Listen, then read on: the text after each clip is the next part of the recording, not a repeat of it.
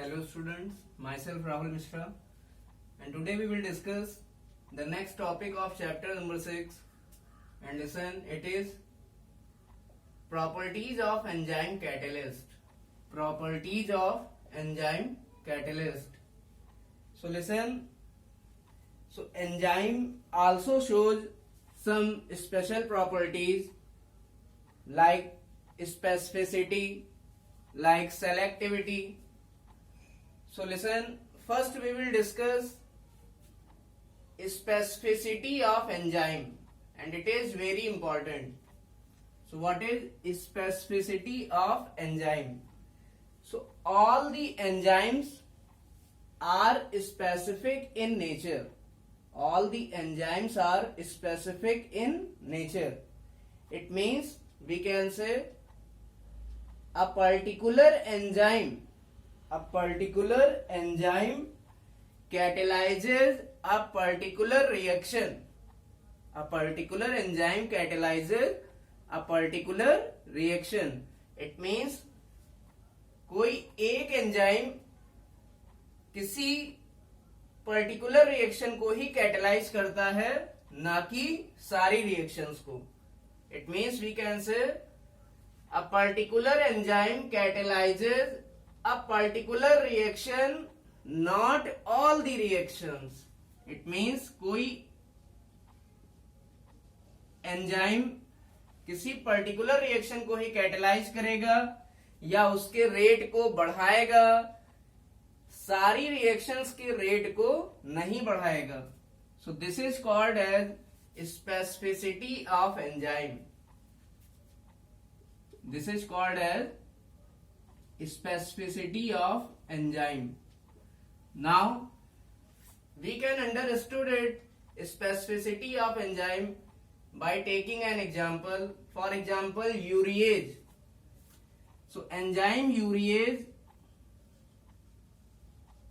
it will catalyze the hydrolysis of urea.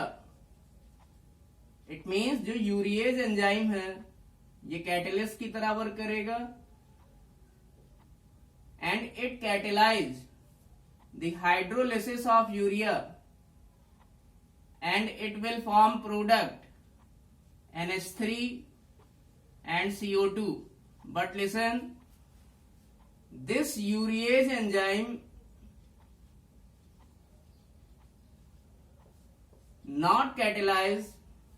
does not catalyze the hydrolysis of N-methyl urea. It means जो urease enzyme है,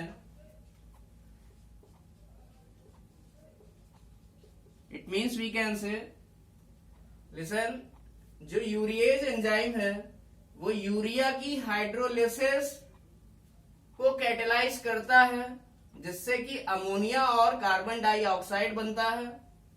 But listen, urease same enzyme does not catalyze the hydrolysis of N-methyl urea.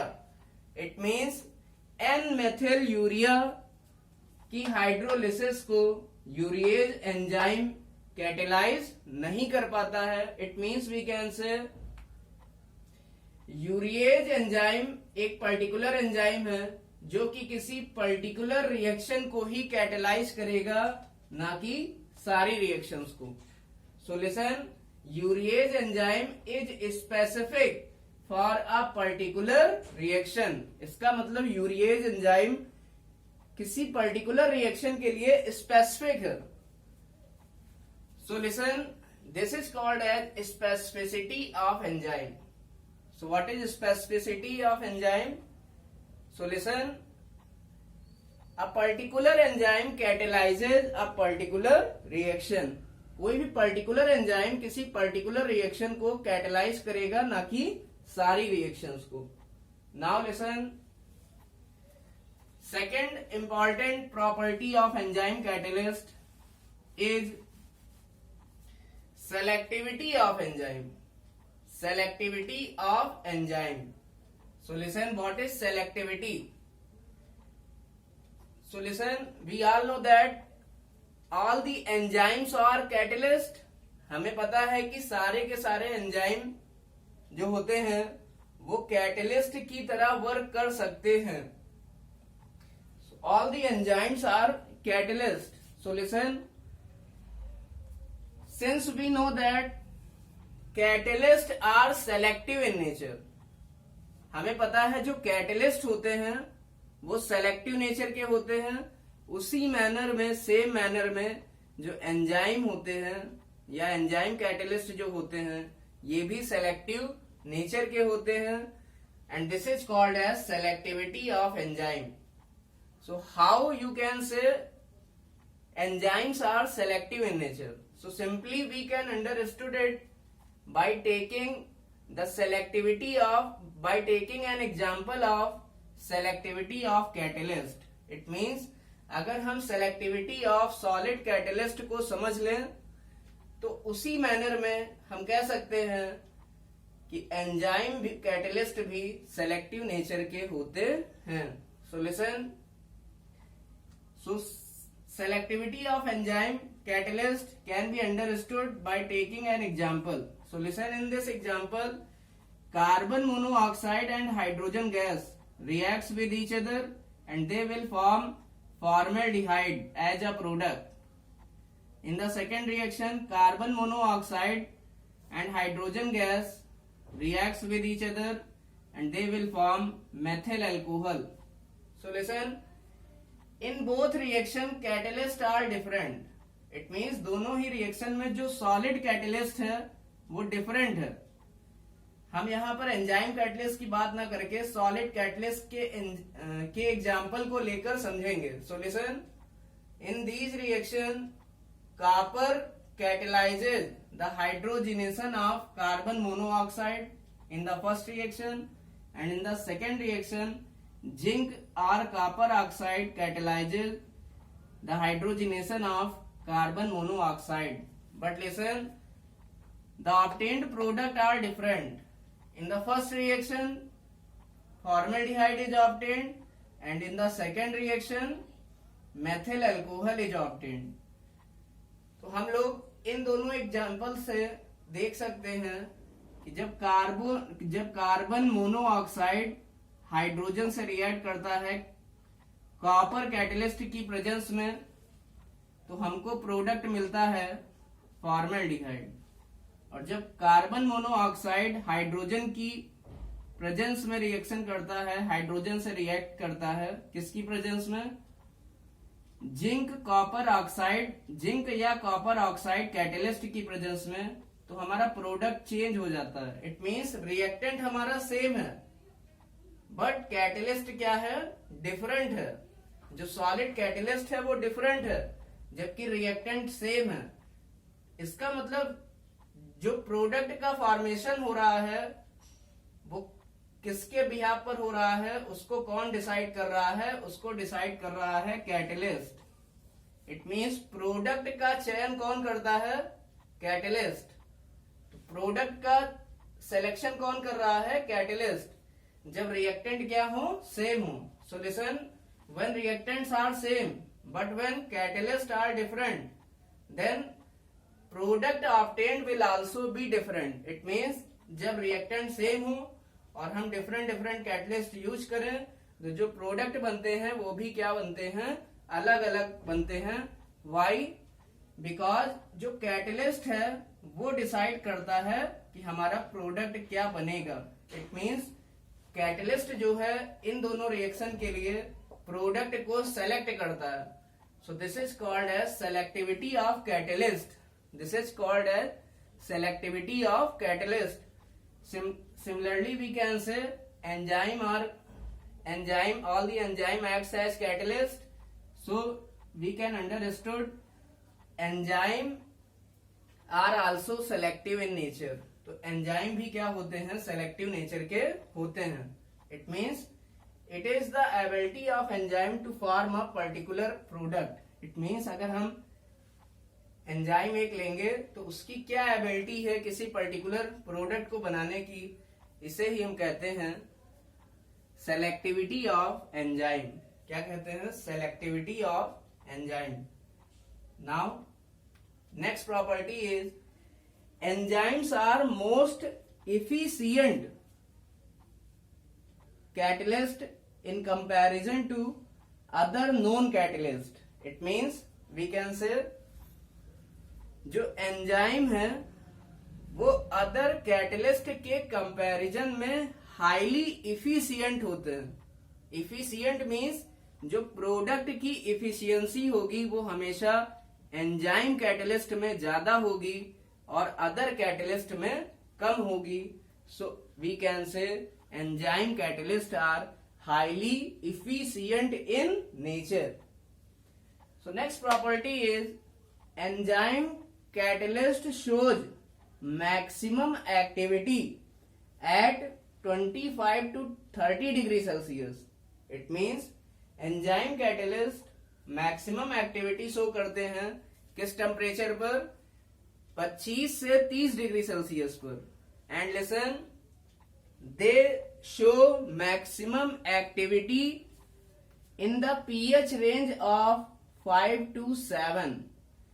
इसका मतलब हम कह सकते हैं जो enzyme catalyst हैं वो अपनी मैक्सिमम एक्टिविटी किस पीएच रेंज में शो करते हैं? 5 से 7 के बीच में। So listen, this temperature is called as optimum temperature and this pH is called as optimum pH. It means जहां पर एंजाइम अपनी मैक्सिमम एक्टिविटी शो करता है, जिस टेम्परेचर पर एंजाइम अपनी मैक्सिमम एक्टिविटी शो करता है उस टेम्परेचर को बोलते हैं ऑप्टिमम टेम्परेचर, और जिस पीएच पर वो अपनी मैक्सिमम एक्टिविटी शो करता है तो उस पीएच को बोलते हैं optimum pH. Now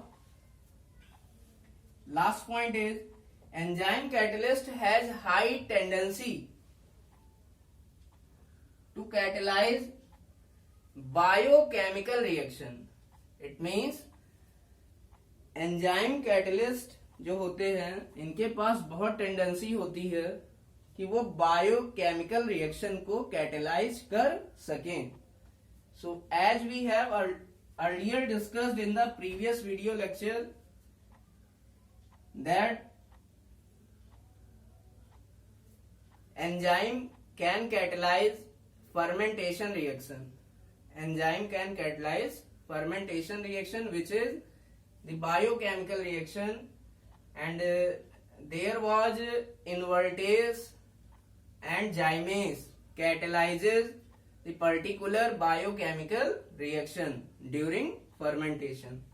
So enzyme catalyst has high tendency to catalyze biochemical reaction. So note down.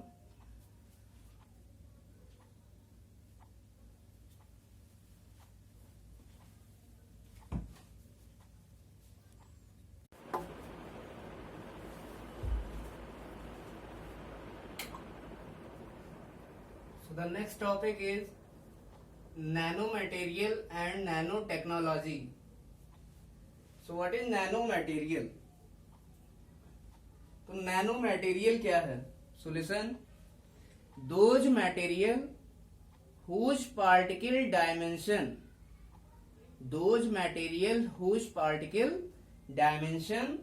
lies in the range of 1 to 10 nanometre. It means ऐसे मटेरियल जिनकी पार्टिकल डायमेंशन 1 से 10 नैनोमीटर के बीच में लाई करती है तो ऐसे मटेरियल बोले जाते हैं nano material. So simply nano word means, what is the meaning of nano? Nano means very small. Nano means very small. And we all know that nanometer means 1 nanometer means 10 to the power minus 9 meter, and this is very much small. ये बहुत ही छोटा unit है. So listen, 1 nanometer equal to 10 to the power minus 9 meter. तो nano material क्या है? ऐसे material जिनके particle की डायमेंशन, पार्टिकल की डायमेंशन क्या हो सकती है? पार्टिकल अगर हमारा स्फेरिकल है तो पार्टिकल डायमेंशन होगी उसका diameter.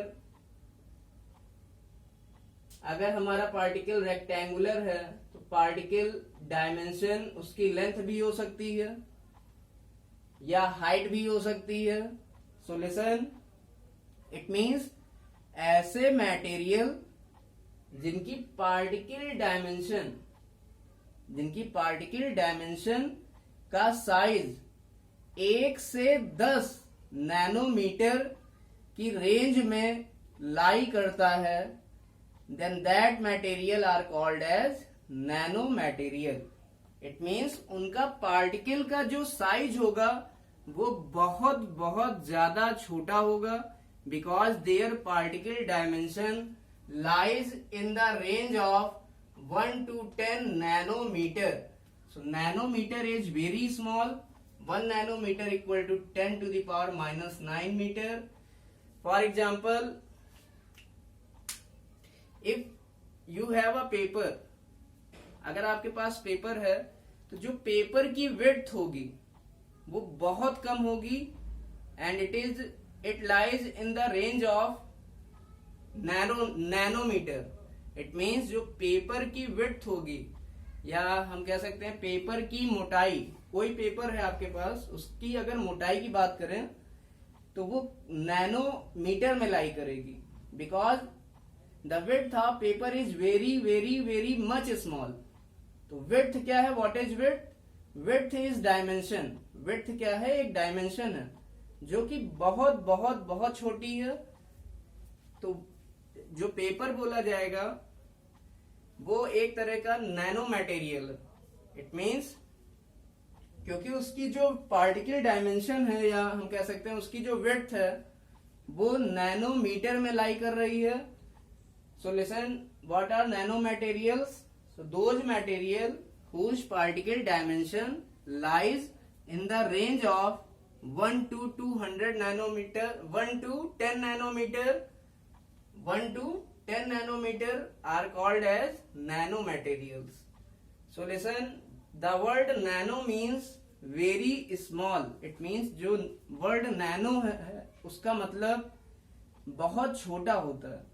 Now listen, so why nanomaterial are widely used in various field? Because listen, nano material अलग अलग फील्ड में क्यों बहुत ज्यादा यूज किए जा रहे हैं? So listen, because they show special properties, क्योंकि वो स्पेशल प्रॉपर्टी शो करते हैं। व्हाई? बिकॉज लिसन, अगर हम किसी बड़े पार्टिकल को तोड़ते तोड़ते इतना छोटा कर दें कि वो पार्टिकल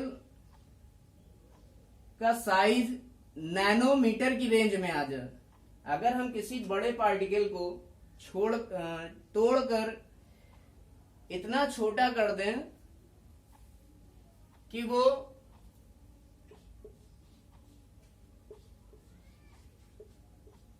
उसका साइज बहुत छोटा हो जाए। जैसे for example listen, if you have a cube, अगर आपके पास कोई क्यूब है तो इसको अगर हम 20 से 2 भाग में डिवाइड कर दें, then listen, it will be some like this, there will be 2 parts of cube. तो आपके पास क्यूब के 2 पार्ट हो जाएंगे। अगर तो हम यहां पर देख सकते हैं, पहले हमारे पास क्यूब में 6 फेस थे। कितने फेस थे? 6। It can be simply understood by from this duster. This is cuboid. So how many faces are there?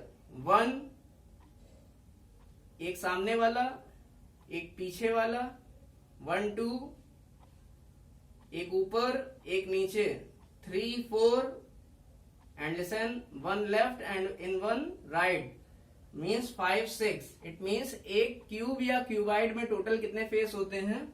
6। इसका मतलब यहां पर 6 सरफेसेज हैं। टोटल कितनी सरफेस हैं? 6। 1 2 3 4 5 और 1 6।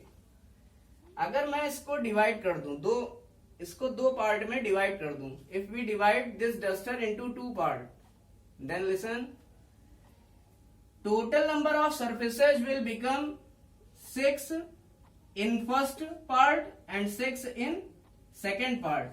It means total number of surfaces will become 12. इसका मतलब अगर हम क्यूब को तोड़कर छोटा कर रहे हैं, तोड़कर छोटा करते जा रहे हैं, तो उसका जो सरफेस है, नंबर ऑफ सरफेस, वो टोटल नंबर ऑफ सरफेस छोटा करने पर या डिवाइड करने पर बढ़ता जाता है। और अगर सरफेस बढ़ेगी तो सरफेस एरिया भी बढ़ेगा।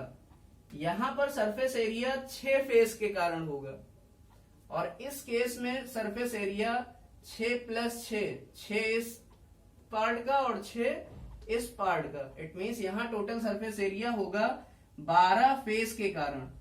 इसका मतलब अगर हम किसी पार्टिकल को तोड़कर छोटा करते जाते हैं तो उसका सरफेस एरिया बढ़ता जाता है, और सरफेस एरिया अगर बढ़ेगा तो उसकी जो प्रॉपर्टीज होंगी, मटेरियल की प्रॉपर्टीज होंगी, जैसे इलेक्ट्रिकल प्रॉपर्टी, मैकेनिकल प्रॉपर्टी, इनमें बहुत ज्यादा चेंजेस आ जाएंगे। सो लिसन, इट मीन्स अगर हम किसी बड़े सब्सटेंस को तोड़कर नैनो मीटर की स्केल में ले आए या नैनोमीटर की रेंज में ले आए, इट मीन्स अगर हम किसी बड़े पार्टिकल को तोड़कर इतना छोटा करें कि उसका पार्टिकल साइज क्या हो जाए, नैनोमीटर की रेंज में आ जाए, तो उस सब्सटेंस की प्रॉपर्टीज बहुत ज्यादा चेंज हो जाती हैं। Then the property of substance will get change. It means we can say nanomaterial shows unique properties due to their high surface area.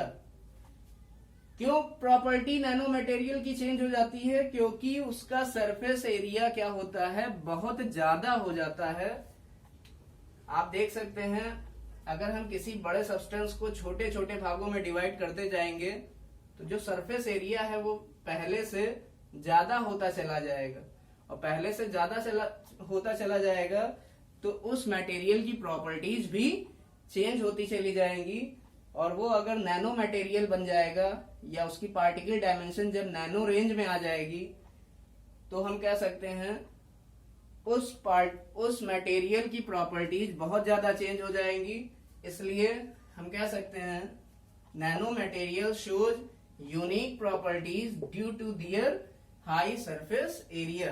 So listen, जो नैनो मटेरियल होते हैं वो यूनिक या स्पेशल प्रॉपर्टीज रखते हैं क्योंकि उनका सरफेस एरिया बहुत ज्यादा होता है। So listen, the study of properties of nano material, it means nano material की प्रॉपर्टी की स्टडी करना ही क्या कहलाता है, nano technology. So the study of property of nano material is called as nanotechnology. Now we will discuss the usage of nanomaterial. तो nanomaterial का क्या use है? So listen, nanomaterial are used as nano drug. nanomaterial का use nano drug बनाने में किया जाता है, and this nano drug is used in the treatment of cancer. It means जो नैनो ड्रग्स होती हैं उनका यूज कैंसर के ट्रीटमेंट में किया जाता है। So listen next, TiO2 means titanium oxide. This nano material is used in making cosmetics. It means जो हमारा TiO2 या टाइटेनियम ऑक्साइड का नैनो मटेरियल है, इसका यूज हम कॉस्मेटिक्स बनाने में करते हैं। Now zinc oxide nano material is used in making paints. It means जो जिंक ऑक्साइड नैनो मटेरियल है, इसका यूज हम पेंट बनाने में करते हैं। Silver Ag nano material is used in making clothes. It means silver जो नैनो मटेरियल है, इसका यूज हम कपड़े बनाने में करते हैं। So listen, this was nano material and nano technology. Now you have to note down it.